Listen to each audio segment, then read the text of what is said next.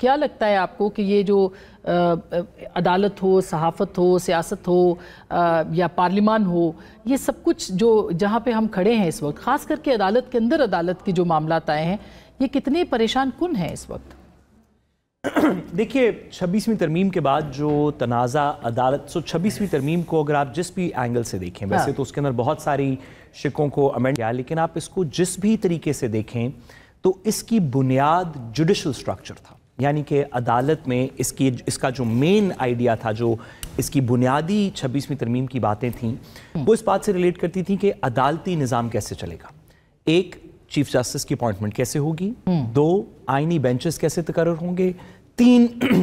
عدالت کے اندر high court میں، سپریم کورٹ میں ججز کی تعیناتی کس طرح کی جائے گی جو ایڈیشنل ججز ہیں، اور 4 کہ اس کی جورسڈکشن کا تعین کیسے کیا جائے گا، کون سے لوگ کون سے مقدمے سنیں گے۔ یہ 4 باتیں 26ویں ترمیم کے اندر انکلوڈڈ تھیں۔ اس سے پہلے کہ کوئی اور بات کی جائے کہ کون ٹھیک ہے کون غلط ہے، بہت سینئر وکلاء نے کہا کہ یہ ٹھیک ہے، اعظم تارڑ صاحب کی طرح کے، لیکن ان کی حکومت کی سمپتھی تھی، اور بہت سینئر وکلاء نے کہا کہ یہ غلط ہے، جس کے اندر انڈیپینڈنٹ لوگ منیر ملک صاحب کی طرح کے بھی شامل ہیں، اور نیچرلی پی ٹی آئی کے وکلاء حضرات بھی شامل ہیں۔ اس سب کے بعد سے 26ویں ترمیم کے بعد سے اب تک ہم عدالت کے اندر کوئی سٹیبلٹی کریٹ نہیں کر سکے۔ اس رات بھی یہی بات تھی کہ اس سے عدالت کے نظام کے اندر اس طرح کے ابہام پیدا ہو گئے ہیں جس کو کسی طریقے سے سٹیبلٹی لانی پڑے گی، جس کے بعد لوگوں کا عدالت کے اوپر اعتماد ہوگا۔ اور ہم نے دیکھا کہ اگلے 2 مہینے کے اندر، پچھلے جو 2-2.5 مہینے تھے 26ویں ترمیم کے بعد،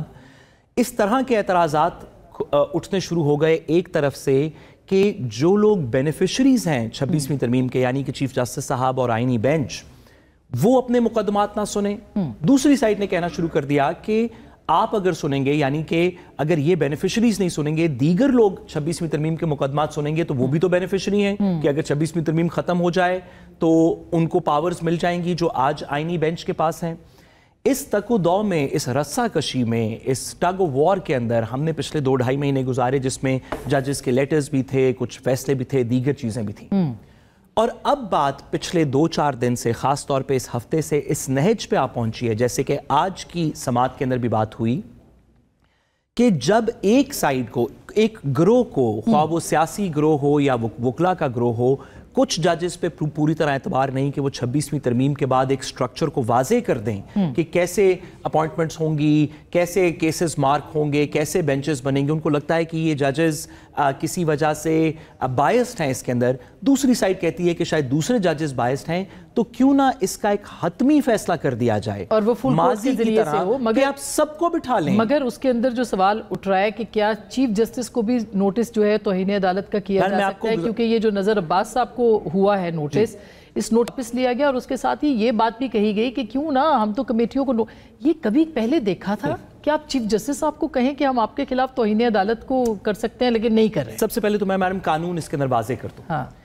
جوڈیشل کیپیسٹی کے اندر جب کوئی شخص بیٹھا ہوتا ہے تو اس کے خلاف کنٹیمپٹ نہیں ہوتی ہائی کورٹ یا سپریم کورٹ کے اندر،